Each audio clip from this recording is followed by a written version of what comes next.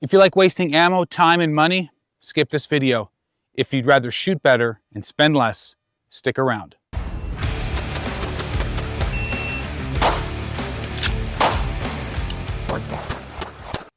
Hey everyone, today we will show you 5 mistakes I see every single class that steal your attention, wreck your performance, and keep you from learning the good stuff. If you dial these in before you hit the range or take a class, you will retain more information, shoot better, and actually enjoy the process a whole lot more.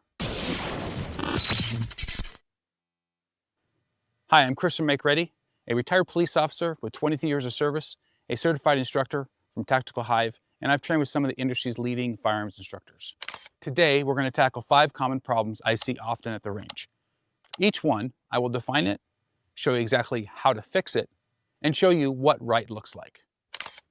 The first problem I often see is a less than optimal stance. It's important to note that stance is situational and should change depending upon the situation at hand. Except I usually see the same stance regardless of the situation, especially when someone is trying to shoot fast. So when people try to shoot fast or fast in succession, they are often missing an appropriate forward center of gravity. Recoil is often taught as something your grip alone will fix. If you define recoil as the energy produced when the handgun fires, that idea is only partially correct. And let me explain this.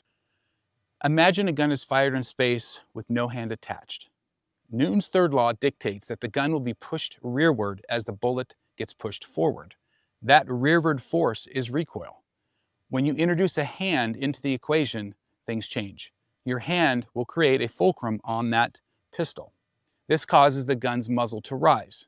Your grip will affect this muzzle rise, but the rearward motion or the energy is best managed by your stance, especially by using a forward center of gravity.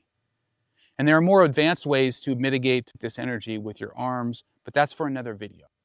An efficient and an ideal stance keeps your weight slightly forward. That's your forward center of gravity doing its job. Your knees should be bent, your feet should be flat, and you should have a staggered stance. Then your upper body is relaxed and passive, absorbing the recoil instead of fighting it.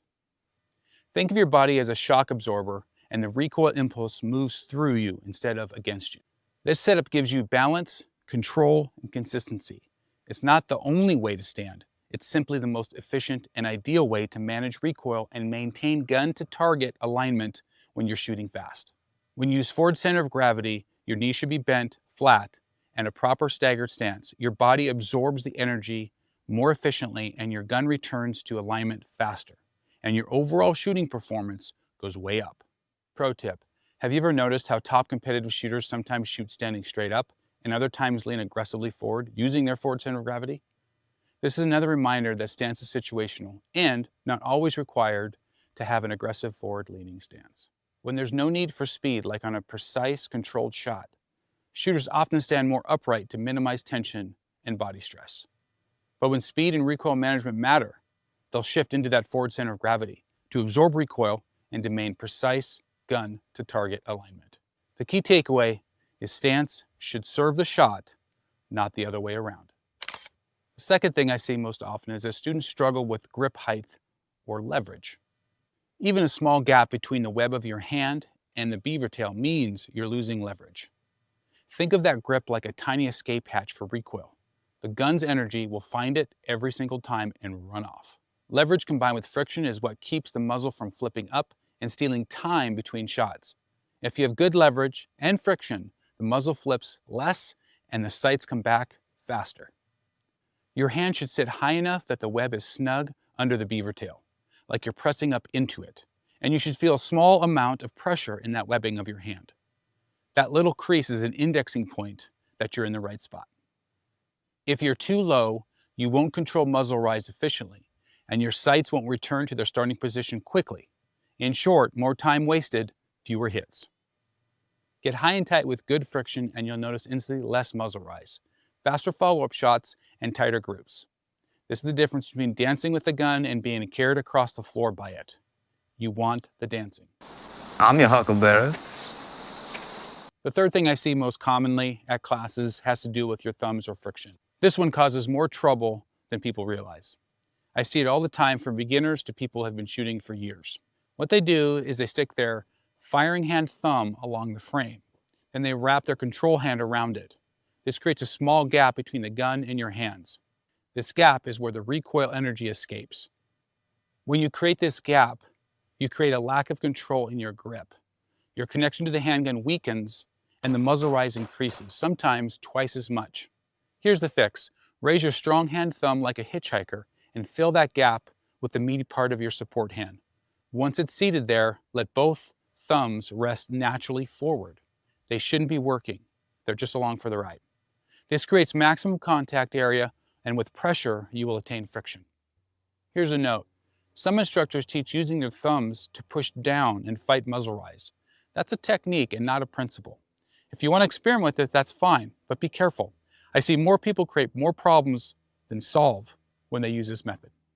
By increasing contact with the control hand, you maximize friction of the gun, and more friction equals more control. When you make this change, you will notice less muzzle rise, and this will be visible in how high your front sights rise while you're shooting.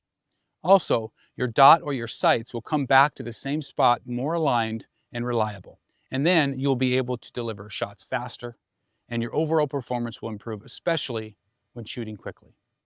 Sometimes people ask me, why does speed matter? If you never plan to use your gun for a practical purpose, speed might not matter. But if your goal is to defend yourself or someone else, speed absolutely matters. Every tenth of a second counts. In a defensive situation, every tenth of a second could be the difference between life and death. The fourth thing I see often in class is a poor understanding of sight alignment, and more importantly, what to focus in on and when. With iron sights, you must confirm equal height. The top edge of the front sight should line up with the top edge of the rear sight. You also want to have equal light on either side of the front sight in the rear notch. Those two checks, equal height and equal light, are the basic requirements for proper sight alignment. The bigger mistake I see is people not understanding what to look at and when. Here's a rule of thumb. For a controlled, precise shot, you focus on the front sight.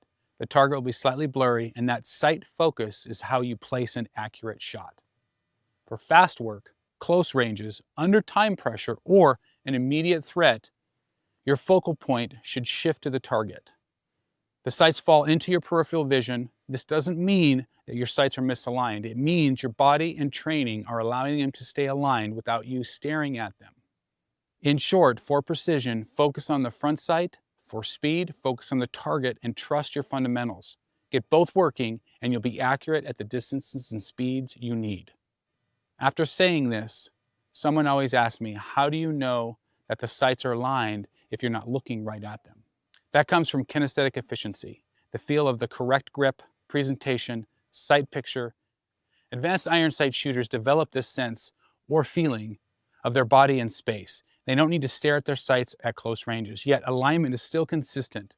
This is a product of good fundamentals, grip, stance, and good training. And finally, trigger press. This one separates smooth shooters from jerky shooters. A ton of people slap or jerk the trigger. That creates sympathetic movement. Your other fingers tighten up at the same time, and your muzzle moves just as the shot starts to break. That's why your hits go low left or low right, depending if you're a right-handed or left-handed shooter. To fix this, think about two principles: constant speed and straight to the rear.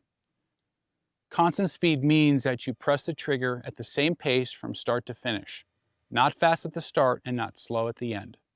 Straight to the rear means exactly that, not downward, not sideways, straight to the rear. If it helps, visualize touching your nose with your trigger finger as you press. When you press your trigger with constant speed and straight to the rear, your sights will stay stable and your shots will break clean. And then your accuracy will jump up and improve instantly. These two principles alone can change the way you shoot forever. Let's recap. First, your stance. Keep your weight forward and utilize a forward center of gravity. Next, your grip. Get high and tight on the gun as possible and maximize your friction and leverage. Third, thumbs, thumbs, thumbs. Don't allow your thumbs to create gaps and create a loss of connection with the gun. For vision, focus where it matters the most. For precise shots, use sight focus. For close shots, use target focus. And finally, trigger. Apply constant speed and straight to the rear motion with each trigger press, and this will minimize the disturbance of your sights. If you practice these 5 fundamentals just a few minutes a day, you will see real improvements before your next class. If you want to speed up your progression, come join a class and let's train. We'll break these habits down in real time and we'll fix them. And we'll make sure your foundation is rock solid. Check the link below for class schedule. I'm Chris from Make Ready, and as always, be well, be safe, and keep training.